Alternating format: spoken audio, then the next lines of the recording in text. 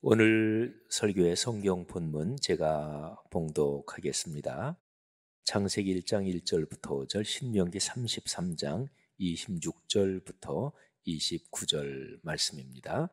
거룩하신 하나님의 말씀입니다. 태초에 하나님이 천지를 창조하시니라.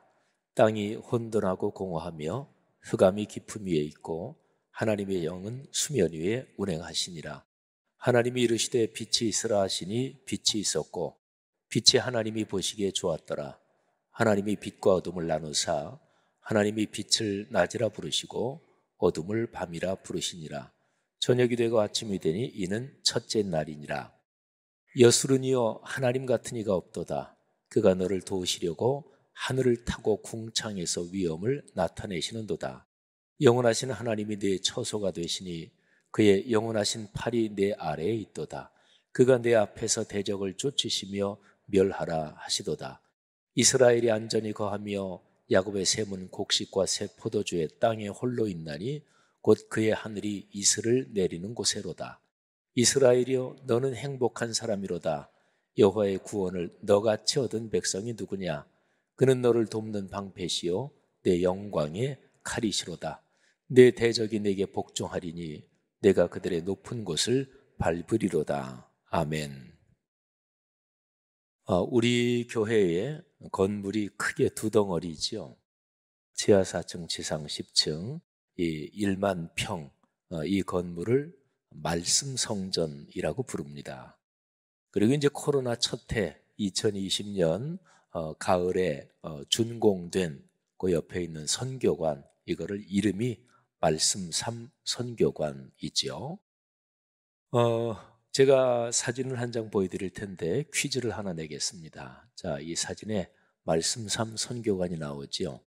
이 사진에 아라비아 숫자 2개를 찾으시겠습니까?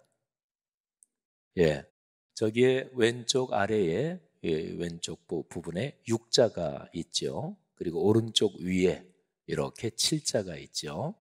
저 6자 7자는 우리 교회의 항구적인 중심 성경 구절 사도행전 6장 7절, 그 6장 7절, 그래서 저 2개를 아라비아 숫자를 형상화해 놓은 것입니다. 저거는 질 때 제 아이디어는 아니고요. 말씀 3 선교관 건축위원 장로님들이 참 좋은 아이디어를 하셨는데 저걸 딱 보고 저는 얼마나 감동을 받았는지 몰라요. 쉐마 구절이라고 하는 신명기에 보면 하나님께서 명령하시기를 하나님의 말씀을 손목에 매어 기호를 삼고 미간에 붙여 표로 삼고 또 내 집 문설주와 박간문에도 기록해라 그랬잖아요. 그러니까 우리 교회 말씀 3 선교관 건물 하드웨어 외벽에 사도행전 6장 7절 이 아라비아 숫자가 2개가 있는 거죠. 사도행전 6장 7절 우리 교회 성도님들은 다들 암송하시죠? 우리 지금 한번 고백하는 마음으로 다 한번 암송해 볼까요? 시작. 하나님의 말씀이 점점 왕성하여 예루살렘에 있는 제자의 수가 더 심히 많아지고 허다한 제사장의 무리도 이 도에 복종하니라. 아멘. 예, 제가 이렇게 둘러봐도 모릅니다. 누가 외시는지 안 외시는지.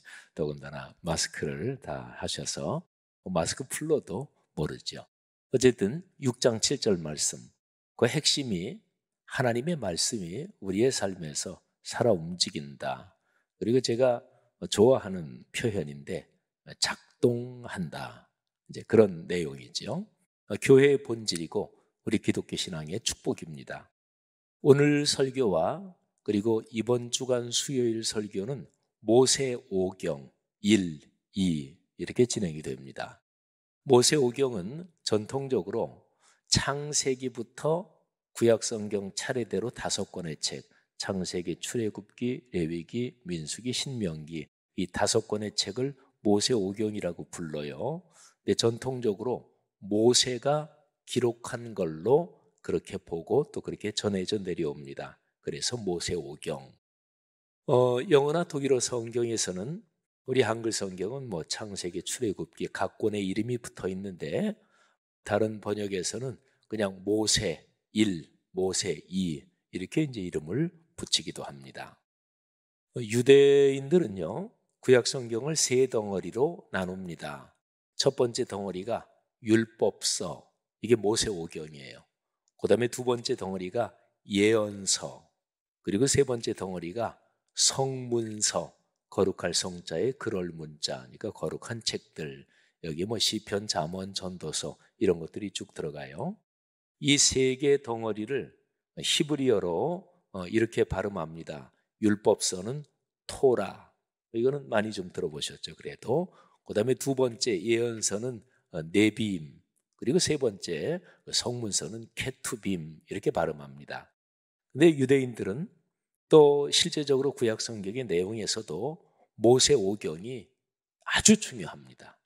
그래서 모세오경 외에 구약의 다른 책들은 이 모세오경을 해설하고 더 펼쳐놓은 것이다, 이렇게도 이제 얘기할 정도로, 그거는 성서 신학적으로도 아주 정당한 그런 해석이기도 합니다.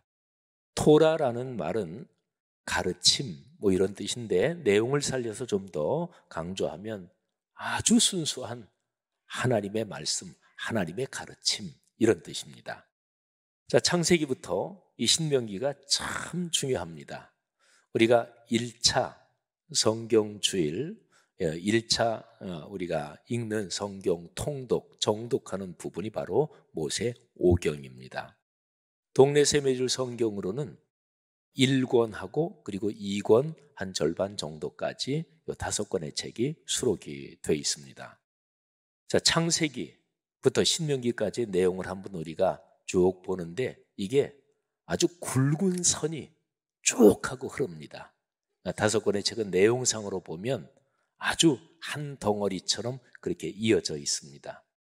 창세기 하면 제일 먼저 떠오르는 게 천지 창조죠, 그렇죠?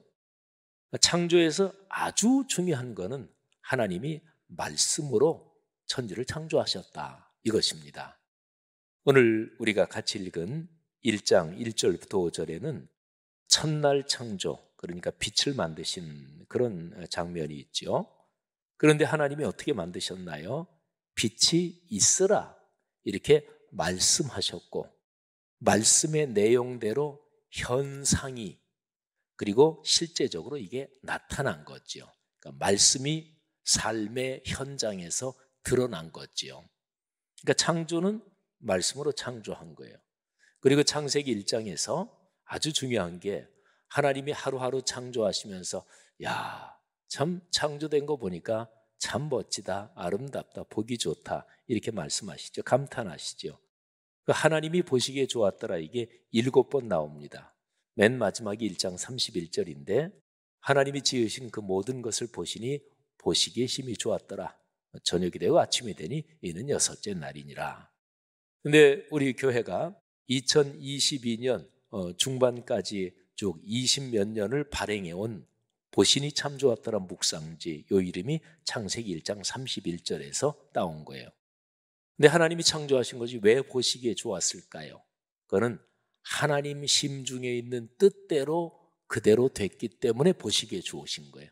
다른 말로 말하면 하나님의 말씀대로 됐기 때문에 보시기에 좋았다, 이런 거죠. 자, 창세기 1장 그리고 2장까지 창조가 나와요. 그런데 3장에 이제 최초의 범죄 타락 사건이 기록이 되어 있죠. 타락은 무엇일까요?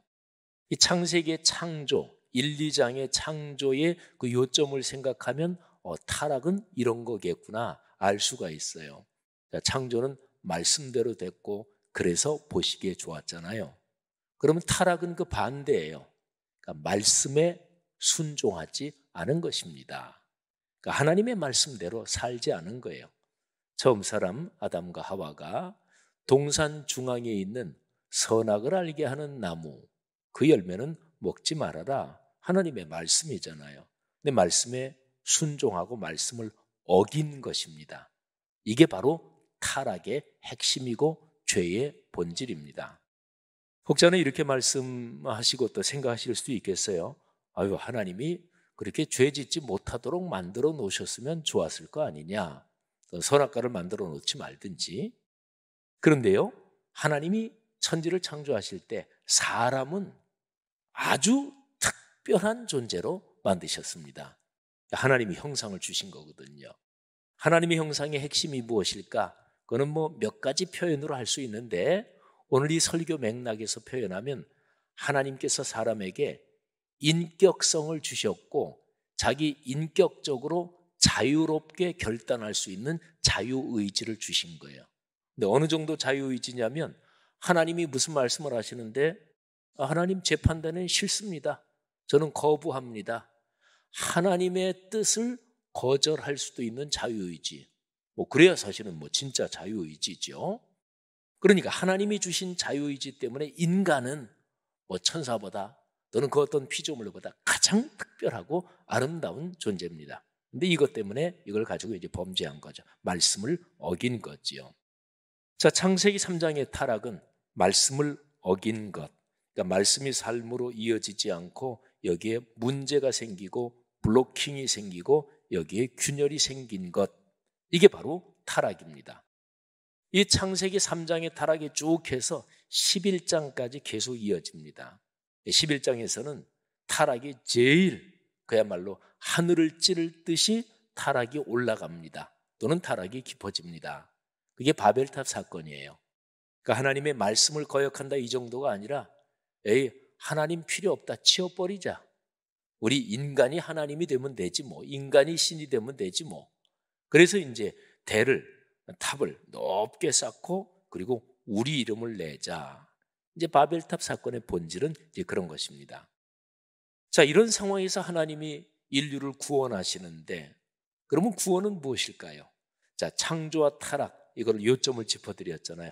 창조는 말씀대로 이루어진 것. 그래서 아름다웠다. 그래서 축복이다.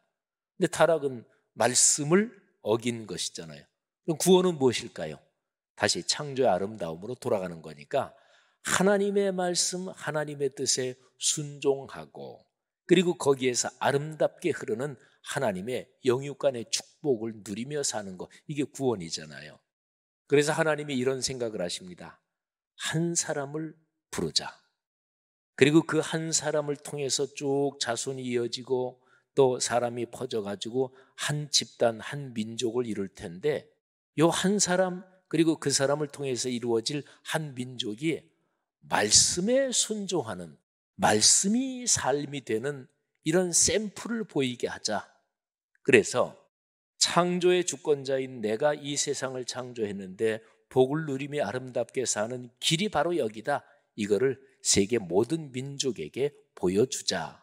그러니까 말씀에 순명해서 걸어가는 그 길을 보여주자. 그래서 창세기 12장에서 하나님이 한 사람 아브라함을 부르시죠.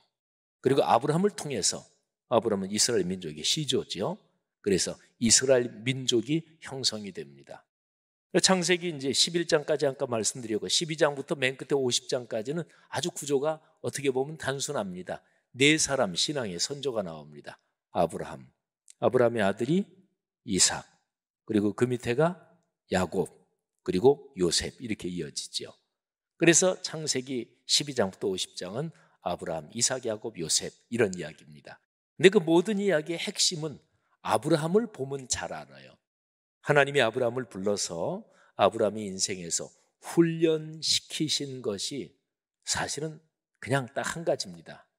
하나님의 말씀에 순종하기, 죽어도 순종하기, 세상이 두 쪽 나도 순명하기. 제가 순명이라는 단어를 제가 좋아하고 또 제가 잘 써요. 보통 순종, 근데 순명. 요때 순명할 때 요 순자는 따라 죽을 순자입니다. 아주 옛날에는 뭐 왕이 죽으면 왕을 모시던 신하들을 살아있는 채로 그냥 같이 묻어버리는 걸 순장이라고 그러죠. 그때 순자가 따라 죽을 순자예요. 그리고 순명할 때 명자는 목순명 또는 하나님이 말씀으로 명령하셨다. 명령할 때 명자지요. 그러니까 순명 그러면 하나님의 말씀에 내 삶을 바쳐 목숨을 바쳐 순종한다. 이게 순명입니다. 하나님이 아브라함에게 훈련시키신 것은 사실은 딱 이거 한 가지예요. 그거는 아주 극명한 사건 하나를 보면 알아요. 하나님께서 아브라함에게 100세 주신 아들 이삭이잖아요. 뭐 100세 얻었으니까 뭐 자식이 없다가 얼마나 좋았겠어요. 근데 너무너무 이삭이 이쁘고 자라가면서 막 좋아 죽겠는 거예요. 근데 하나님이 가만히 보시니까 이삭에게 완전히 매였어. 그러니까 이삭이 아들이 신이 됐어. 그래서 하나님이 아브라함에게 명령하죠. 내 아들, 내가 사랑하는 내 독자 이삭을 번제로 바쳐라. 죽여서 제물로 바치라는 얘기예요. 근데 하나님이 아브라함에게 명령하시는 그 명령을 보면 뭐 어떻게 표현하면 하나님의 감정이 묻어나요. 내 아들, 네가 사랑하는 내 독자 이삭을 제물로 바쳐라. 그러니까 하나님이 이렇게 생각하시는 거예요. 너 이삭을 내 거라고 생각하는구나. 이삭이 완전히 빠졌구나. 내가 너에게 맡긴 사명은 요즘 염두에도 없구나. 사실은 100세 때 얻었으니까 그거는 아브라함, 사라 이 부부관계에서 사실은 난 게 불가능하잖아요. 그래서 하나님이 100세에 주신 거예요. 너 이거는 전적으로 창조주인 내가 너에게 준 거다. 이거를 확실하게 하려고 100세에 줬는데 그런데도 빠졌어요. 하나님이 명령하시죠. 아브라함이 거기에 순명합니다. 그야말로 나는 이제 죽었습니다. 그리고 이제 복종했겠죠. 아무튼 창세기의 흐름이 이렇게 돼요. 큰 틀이 명확하게 들어오죠. 창조, 타락, 그리고 구원하시려는 하나님의 계획은 말씀에 순명하기, 이것입니다. 자, 그런데 이 창세기의 흐름에 그 다음에 이어지는 출애굽기가 꼭 무슨 레고 또는 뭐 맞추기 이런 것처럼 아주 꽉 맞물려서 맞춰서 들어갑니다. 자, 출애굽기에서는 이스라엘 백성이 애굽에서 종살이를 하지요. 하나님이 모세를 불러서 내 백성을 구해내라. 근데 모세가 애굽에 가서 애굽의 왕 바로한테 이렇게 얘기합니다. 하나님이 말씀하셨어. 내 백성을 내보내라고 하셨습니다. 그런데 왜 나가냐? 나가는 목적이 광야에 가서 하나님께 예배하러 갑니다. 모세가 그렇게 얘기를 해요. 그러니까 나가는 목적이 뭐냐? 하나님께 예배한다. 그런데 예배의 핵심은 뭔가요? 예배는 하나님을 만나는 거죠. 그리고 하나님의 뜻을 잘 깨닫고 하나님의 뜻, 하나님의 말씀에 순종, 순묘하는 거, 말씀이 삶이 되도록 그렇게 사는 거, 그기 위해서 예배가 필요한 거예요. 자, 그러니까 보세요. 출애굽했잖아요. 출애굽기에서 제일 중요한 거는 출애굽기 19장에 시내산에서 하나님한테 말씀을 받아요. 그 전까지는 이제 말씀이 기록된 말씀이 있었던 건 아니고 구전으로 입에서 입으로 신앙의 중심에서 전해져 내려왔겠죠.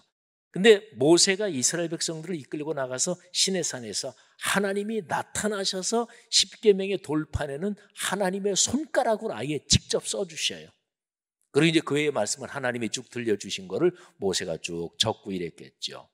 그래서 하나님이 말씀을 주시고 그리고 이 말씀을 붙잡고 예배하는, 그래서 예배를 통해서 말씀이 삶이 되는 이런 공동체로 살도록 이스라엘 백성을 아주 명확하게 이렇게 규정하시고 만들어 가시는 거예요. 자, 그런데 이 출애굽기 19장에서 말씀을 받잖아요. 그리고서 출애굽기가 끝나는 40장이 끝인데요. 35장부터 40장까지에 보면 하나님의 명령에 따라 성막을 만들어요. 성막, 뭐 이런저런 성막 그림도 보신 분 계실 텐데, 그러니까 성막이 이렇게 있으면 제일 한가운데는 지성소가 있죠. 지성소에는 법궤, 언약궤가 거기 있죠. 근데 출애굽기 맨 마지막은 계속해서 성막 만드는 그 얘기예요. 그러니까 오늘날 우리가 이렇게 읽으면 아우 너무 지루하다 뭐 이런 내용들이에요. 뭐 몇 큐빗, 큐빗이 길이 단위거든요. 또 청색실, 홍색실을 어떻게 꼬아서 만들고 또 어떻게 뭐 만들고 뭐를 맞물리고 뭐 이렇게 계속해서 지리하게 그렇게 나와요. 근데 그게 중요해요. 왜냐하면 성막을 다 만들었잖아요. 근데 성막을 다 만들어서 나중에 이렇게 세팅하는 장면, 맨 마지막 40장에는 반복해서 나오는 말씀이 뭐냐면 여호와께서 명령하신 대로 준행하였더라. 하나님이 말씀하신 대로 그대로 그렇게 만들었더라. 그게 계속 반복돼요. 그리고 나서 성막을 이스라엘 백성의 한 가운데 놔요. 12지파잖아요. 그래서 성막을 한 가운데, 이스라엘이 광야에서 생활하는 그 대형 배치가 성막 한 가운데 놓고 동서남북 3지파씩, 광야 생활할 때 늘 대형이 이래서 이게 기본 대형이에요. 의미가 뭔가요? 이스라엘 민족은 말씀을 중심으로 사는 민족이다. 이게 그 의미입니다. 그래서 말씀에 순종하는, 출애굽기는 그거예요. 나와서 말씀 받고 이 말씀대로 살아야 된다. 그래서 그 말씀을 아예 이스라엘 백성이 사는 사회 구조적으로 그렇게 세팅을 해놓은 거예요. 이게 출애굽기예요. 자, 레위기는요. 여기는 이제 레위기도 오늘날 우리 성도들이 성경 통독 또는 정독할 때 스토리, 창세기는 아주 재미있어요. 스토리가 계속 이야기가 이어지니까. 레위기에는 제사법, 정결법 또는 절기 지키는 거 이런 게 나와서 사실은 이야기가 지속되는 창세기나 이런 것처럼 재미있거나 그러진 않아요. 좀 지루할 수도 있어요. 근데 레위기에 나오는 그 제사법들, 여기에 대한 말씀이 아주 사실은 중요합니다. 자, 제사의 기본, 그거는 피의 제사입니다. 그러니까 속죄하는 제사, 여러 가지 다른 제사들도 있는데 사실은 모든 제사에서 제일 중심이 제사에는 제물이 있어야 돼요. 그러려면 이제 짐승이 거기에 이제 희생이 돼야 되죠. 근데 그거는 우리의 죄를 하나님 앞에서 용서받기 위한 속죄, 제물 이렇게 되는 거죠. 그런데 레위기에 나오는 이 제사는 사실은 예수 그리스도에서 완성이 됩니다. 요한복음 1장 29절에 보면 세례 요한이 이렇게 얘기합니다. 예수님을 가리키면서 봐라, 저분이 세상 죄를 지고 가는 하나님의 어린 양이다. 이렇게 예수님을 증언합니다. 구약의 제물이 양, 또 염소, 또 송아지, 여러 제물이 있고 또 식물 제물도 있어요. 그런데 그 모든 제물 중에서 대표 선수가 양, 어린 양입니다. 그래서 세례 요한이 예수님 저분이 하나님 앞에 제사 드릴 때 쓰이는 제물로 이 세상에 오신 하나님의 어린 양이다 이렇게 한 거죠. 그러니까 예수 그리스도의 십자가의 죽으심 그리고 부활로서 구약의 제사가 완성 그리고 완결된 거지요. 더 이상은 제사를 드리지 않아도 됩니다. 예수 그리스도께서 제사를 집전하시는 대제사장이시면서 동시에 당신 스스로가 제물이 되셨어요. 그래서 그분이 십자가에 흘리신 보혈로 여러분과 저 인류는 구원의 길로 들어설 수 있게 됐습니다. 이렇게 생각하니까 레위기 무지무지하게 중요하네요. 그렇죠? 그리고 특별히 레위기에 나오는 절기, 그러니까 하나님 앞에 나오는 거, 안식일, 그리고 매월 초하루 월삭, 그리고 1년에 3번의 절기, 7년마다 있는 안식년, 50년마다 희년, 이런 게 이제 오늘날 신앙생활의 구조에서는 공예배, 예배의 심장인 주일 예배, 예배의 기둥인 수요 예배, 그리고 또 우리가 말씀 묵상 소그룹으로 모이고 또 1년에 우리도 이런저런 절기 지키잖아요. 부활절 있고 또 성탄절 있고 또 성령 강림절 있고 이런 거죠. 바로 신앙생활의 기본 구조, 하나님을 만나는 기본 구조 이런 거죠. 자, 민수기, 우리 성도들이 신앙생활하면서 굉장히 또 설교를 많이 듣는 게 민수기입니다. 자, 민수기 이름이 백성민자 그리고 수를 센다 할 때 숫자입니다. 그러니까 백성의 숫자를 기록한 책이다, 민수기. 근데 이름이 붙은 이유는 민수기에 보면 이스라엘 백성이 인구조사를 하는 장면이 2번 나와요. 처음에 1장부터 4장, 그리고 맨 마지막 장. 이렇게 인구조사라는 게 2번 나와서 그래서 이제 책 이름은 민수기 이렇게 붙었는데, 근데 민수기는 이스라엘 백성이 광야 40년, 저 유명한 광야 40년 생활하는 그 기록이 바로 민수기입니다. 그런데 민수기에 무지무지하게 특징적인 사건이 나오죠. 아까 제가 출애굽기에는 애굽에서 나와서 시내산에서 말씀, 기록된 말씀을 받은 거 이거 얘기했잖아요.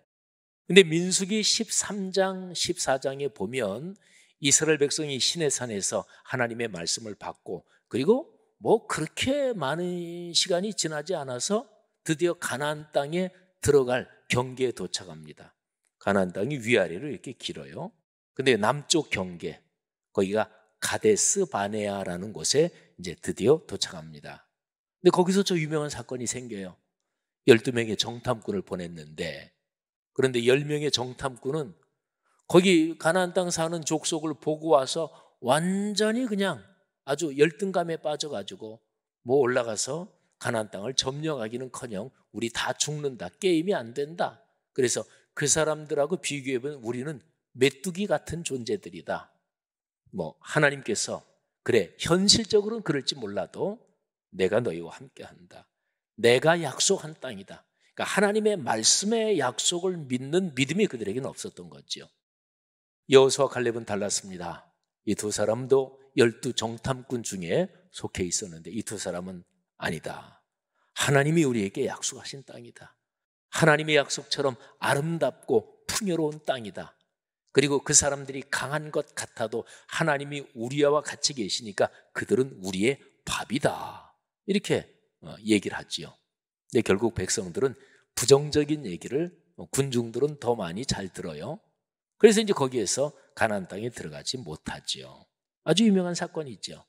그러니까 민수기 광야 40년 생활, 거기에서 가장 중요한 가르침은 그거예요. 말씀에 순종, 순명하는 훈련을 끊임없이 받는 거예요. 그래서 이제 40년이 쭉 지나고 광야 돌고 말씀에 순종하는 훈련, 뭐 아브라함에게 하나님이 훈련시키셨던 그 훈련이 사실은 그 민족에게도 계속 이어지는 거예요. 그러다가 광야 40년 생활하고 애굽에서 나올 때 어른으로 나온 사람은 여호수아 갈렙 빼고는 다 광야에서 죽어요. 하나님이 무서운 분이시기도 하죠. 그리고 모세하고 아론도 가나안 땅에 들어가지 못합니다. 그러니까 애굽에서 나올 때 어른이었던 사람 중에서는 가나안 땅에 여호수아 갈렙 두 사람만 들어가요. 이 사람은 하나님의 말씀의 능력을 믿고 말씀에 자기의 삶을 헌신한 사람인 거죠. 가나안 땅은 우리가 신앙생활하면서 흔히 비유적으로 하나님의 축복, 또 젖과 꿀이 흐르는 땅 그러잖아요. 자, 신앙인으로서 누가 성경 말씀에 기록된 축복을 실제로 누릴 수 있을까요? 그건 단순합니다. 성경 말씀에 기록된 축복을 누리는 사람은 성경 말씀을 믿는 사람이에요. 성경 말씀을 믿고 그 말씀에 자기의 삶을 던지는 사람이에요. 그래야 축복을 누리지. 너무나 단순한 논리 아닌가요? 당연한 논리지요. 자, 이스라엘 백성이 이제 광야 40년 생활하고 처음에는 요 남쪽에서 들어가려고 하다가 못 들어가고 광야 40년 돌다가 이제 쭉 돌아가지고 요단강 동쪽 편에, 여기서 이제 요단강 딱 건너서 서쪽으로 넘어가면 가나안 땅 들어가는 거예요. 근데 여기에서 모세가 최후의 고별 설교를 합니다. 그러면서 40년 전에 시내산에서 하나님이 말씀을 주셨고 이스라엘 백성한테 거룩한 언약 계약을 맺었는데 이 40년 후에 이제 어른들은 다 죽었으니까 광야에서 태어난 세대, 또 애굽에서 나올 때 어린이였던, 성인이 아니었던, 말하자면 1.5세대, 2세대 이런 거죠. 이 사람들하고 다시금 시내산에서 하나님이 주신 그 말씀을 얘기하면서, 그러면서 다시 거룩한 언약을 세우고 확실하게 하나님과 계약을 맺게 합니다. 자, 신명기, 이게 전체 내용이 그거예요.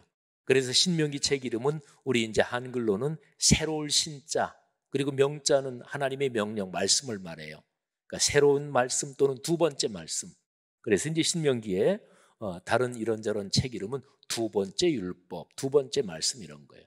그래서 모세는 마지막으로 말씀을 전하고, 그리고 여기에 1.5세, 2세들하고 하나님의 말씀을 다시 한번 아주 엄중하게 이해하고 이 말씀대로 살 거냐? 그래서 언약을, 계약을 체결합니다. 자, 신명기에 여러 아주 중요한 점이 많이 나오는데 신명기 법전, 그러니까 신명기에서도 바로 하나님이 주신 말씀이 요거다. 요게 12장 1절부터 26장 15절까지입니다. 요거를 신명기 법전이라 그래요. 자, 그런데 신명기 법전이 시작되는 12장 1절을 제가 읽어드릴 테니까 들어보세요. 내 조상의 하나님 여호와께서 내게 주셔서 차지하게 하신 땅에서 너희가 평생에 지켜 행할 규례와 법도는 이러하니라. 여러분 잘 보세요. 하나님이 규례와 법도, 말씀을 주시는데, 근데 이거는 너희가 들어가는 땅에서 지켜 행해야 하는 것이다. 그러니까 말씀이 삶이 돼야 하는 것이다. 그러니까 신명기 법전 시작하면서 아주 명백합니다. 하나님이 이 말씀을 너희들한테 주시는 건데 내가 이제 쭉 얘기할 텐데, 그런데 이거 다 듣기 전에 먼저 기억할 게 있다. 이 말씀은 지식용으로 주는 거 아니다. 이 말씀은 정신적 지식의 유희를 위해서 주는 거 아니다. 이 말씀은 지켜 행해야 된다. 말씀이 삶이 돼야 된다. 자, 이거예요. 자, 그리고요 26장 15절까지 쭉 내용, 신명기 법전이라고 하는 것을 다 얘기하고, 그리고 나서 바로 그 다음에 16절부터 19절 말씀, 자, 쭉 다 얘기를 했어요. 이제 1절에서 시작하기 전에는 하나님의 말씀인데 살라고 주시는 거다, 지키라고 주시는 거다. 그리고 쭉 얘기하고 나서 그 다음에 이렇게 얘기합니다. 신명기 26장 16절부터 19절 말씀까지 한번 들어보세요. 자, 16절. 오늘 내 하나님 여호와께서 이 규례와 법도, 말씀이죠, 이 말씀을 행하라고 살라고 내게 명령하시나니 그런즉 너는 마음을 다하고 뜻을 다하여 지켜 행하라. 그러니까 아주 명백하죠. 이 법전을 다 얘기하고 나서 계속해서 말씀이 삶이 되어야 된다 얘기하는 거예요. 그 다음에 17절. 내가 오늘 여호와를 내 하나님으로 인정하고 또 그 둘을 행하고 그의 규례와 명령과 법도를 지키며 그의 소리를 들으리라 확언하였고, 여호와께서도 내게 말씀하신 대로 오늘 너를 그의 보배로운 백성이 되게 하시고 그의 모든 명령을 지키라 확인하셨느니라. 그러니까 계속해서 똑같은 얘기를 다른 표현으로 반복하는 거예요. 자, 지금까지 다 들었다. 근데 다시 한번 강조한다. 이 규례와 법도 명령, 이 말씀을 지켜야 되는 거다. 이거 명심 잊어버리면 안 된다. 이 말씀은 살아야 되는 거다. 말씀이 삶이 돼야 되는 거다. 자, 그리고 19절에 그렇게 하면, 자, 그런즉 여호와께서 너를 그 지으신 모든 민족 위에 뛰어나게 하사 찬송과 영광과 명예와 영광을 삼으시고, 하나님께서는 이스라엘 백성을 말씀대로 살면 너희는 내 찬송과 내 명예와 내 영광이다. 그러니까 하나님의 영광이라는 거예요. 그렇게 삼으시고 그가 말씀하신 대로 너를 내 하나님 여호와의 거룩한 민족 성민이 되게 하시리라. 여러분, 여기에서 모세가 이제 세상을 떠나기 전에 마지막으로 모세는 가나안 땅 그렇게 들어가고 싶었는데, 근데 하나님 앞에서 백성을 인도하면서 뭐 실수한 게 있어서 그것도 말씀대로 따르지 못한 거예요. 그래서 모세는 가나안 땅에 못 들어갑니다. 얼마나 가나안 땅에 들어가고 싶었는지. 근데 모세가 간곡하게 이스라엘 백성들한테 명령하는 그 심정이 묻어나잖아요.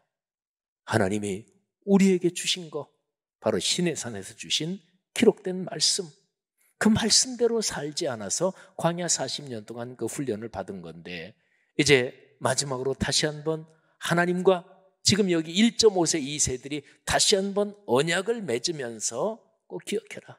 이 말씀 붙잡고 가나안 땅에 들어가는 것이고, 가나안 땅에 들어갈 때도 실제로 여호수아서에 보면은 언약궤를 맨 제사장들이 제일 앞에 들어가잖아요. 말씀을 붙잡고 들어가는 것이고 들어가서 말씀대로 살아야 된다. 자, 신명기 맨 마지막 장은 34장인데요. 34장은 모세의 죽음 그리고 장례, 이제 그 얘기가 나옵니다. 그러니까 신명기의 이야기가 쭉 진행되는 그 이야기의 마지막은 사실은 그 한 장 전에 33장이에요. 자, 그런데 33장 그 마지막이 모세가 세상을 떠나기 전에 이스라엘 백성 12지파를 축복해 주는 내용이에요. 자, 들어보세요. 33장 1절 말씀. 하나님의 사람 모세가 죽기 전에 이스라엘 자손을 위하여 축복함이 이러하니라. 그러면서 33장에서 한 지파 한 지파 다 축복해 주는데, 자, 2절부터 4절까지 제가 3절을 더 읽을 텐데 제가 세번역 성경으로 읽습니다. 자, 한번 잘 들어보세요. 모세가 하는 얘기예요. 주님께서 시내산에서 오시고 세일산에서 해처럼 떠오르시고 바란산에서부터 당신의 백성을 비추신다. 산이 3개가 나와요. 시내산, 세일산, 바란산. 근데 시내산이 제일 앞에 나와요. 바로 하나님의 말씀을 받은 그 산이 있지요. 그리고 세일산, 바란산은 광야 생활 쭉 하면서 나중에 거친 산들이고요.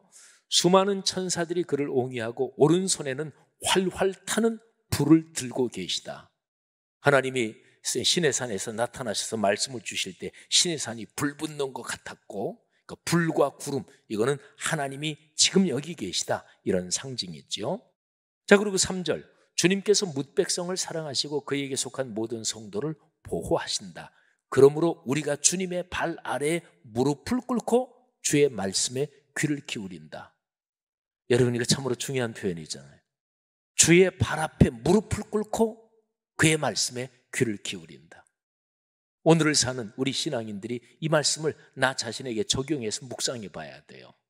하나님의 말씀을 들을 때 주님의 발 앞에 무릎을 꿇고 말씀을 듣는 그런 겸허한 심정, 사모하는 심정으로 들으십니까? 고넬료는 그랬어요. 그래서 베드로를 초청했죠. 온 사람은 베드로죠. 근데 고넬료가 이렇게 얘기해요. 우리가 다 하나님의 말씀을 듣기 위해 하나님 앞에 있습니다. 온 사람은 베드로인데 고넬료는 우리가 지금 말씀을 듣기 위해 하나님 앞에 있습니다. 사랑하신 여러분, 공예배 때 말씀이 선포될 때 강단에 어떤 목사가 섰든 어떤 전도사가 섰든 또는 어떤 교회학교 선생님이 말씀을 전하든지 간에 그 사람 개인이 아니라 하나님의 공적인 메신저로 쓴 거죠. 바로 하나님이 지금 여기 세우신 그 주의 종을 통해서 말씀을 들을 때 겸허하게 들어야 은혜를 받는 거지요. 성도 여러분들이요, 그런 삶이 계속 축복으로 이어지기를 주의 이름으로 축원합니다. 공예배 들을 때만이 아니라 여러분이 개인적으로 말씀을 묵상할 때, 동네 세매줄 성경 가지고 말씀을 묵상할 때도 마찬가지예요. 그 말씀을 묵상하는 그 시간에 내가 혼자 이렇게 말씀을 묵상하지만 하나님 앞에 주의 발 아래 엎드려서 사모하는 마음으로, 하나님 지금 제게 말씀을 주옵소서, 지금 저를 축복하옵소서. 자, 4절도 읽겠습니다. 아주 중요한 내용입니다. 우리는 모세가 전하여 준 율법을 지킨다. 이 율법은 야곱의 자손이 가진 소유 가운데서 가장 으뜸 가는 보물이다. 제가 개역개정판으로 4절을 읽어볼까요? 모세가 우리에게 율법을 명령하였으니 곧 야곱의 총회, 이건 이스라엘 백성을 가리키는 거죠. 야곱의 총회가 받은 기업이로다. 하나님이 이스라엘 백성한테 뭘 주셨을까요? 하나만 딱 찍으라 그런다면 말씀을 주신 거예요. 이건 하나님 자신을 주신 거하고 똑같아요. 자, 그렇게 해서 신명기 내용의 흐름으로 마지막 장인 33장 제일 끄트머리 몇 절을 제가 읽습니다. 들어보세요. 여수룬이여. 여수룬은 그 단어의 뜻이 곧은 정직하다 뭐 이런 뜻인데 이스라엘 백성을 아주 아름답게 부르는 이름이 여수룬입니다. 여수룬이여, 하나님 같은 이가 없도다. 그가 너를 도우시려고 하늘을 타고 궁창에서 위엄을 나타내시는도다. 영원하신 하나님이 내 처소가 되시니 그의 영원하신 팔이 내 아래에 있도다. 그가 내 앞에서 대적을 쫓으시며 멸하라 하시도다. 이스라엘이 안전히 거하며 야곱의 샘은 곡식과 새 포도주의 땅에 홀로 있나니 곧 그의 하늘이 이슬을 내리는 곳에로다. 자, 이제 29절 읽는데요. 신명기 3329 33장 29절 참 중요합니다. 29절을 내 말씀으로 꽉 붙잡으시기를 바랍니다. 들어보세요. 이스라엘이여, 너는 행복한 사람이로다.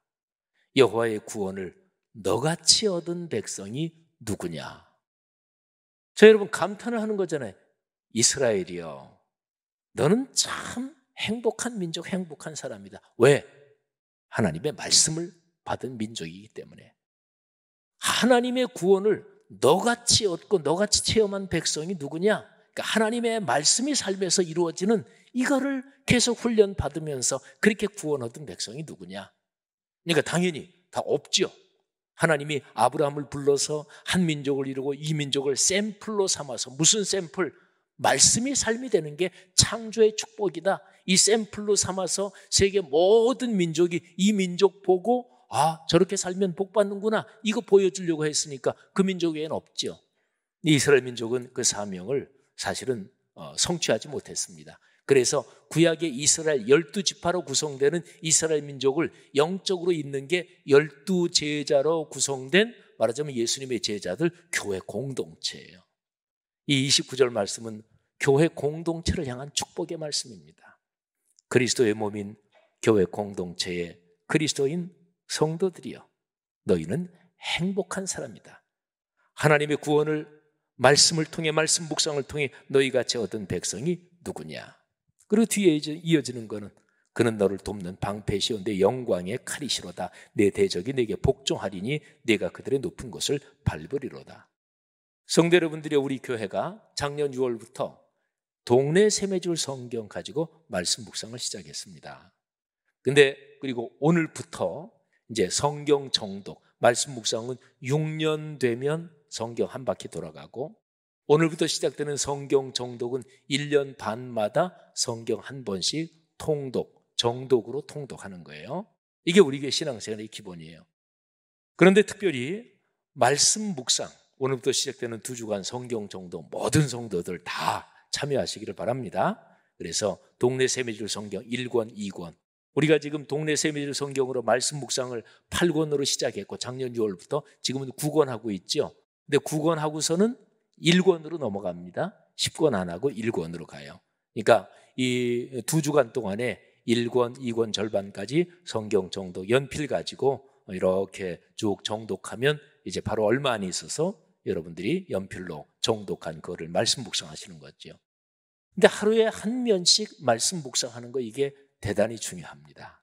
그거를 우리 교회 성도님들이 한 분도 빠짐없이 모두 하시도록 여러분 그렇게 하기를 주의 이름으로 권면하고 축복합니다. 올해 가을까지, 올해 늦가을, 하여튼 올해까지가 목표입니다. 우리 교회 성도들은 한 분도 빠짐없이 말씀 묵상 하루에 한 면씩 하면서 인생길을 걸으시는 것.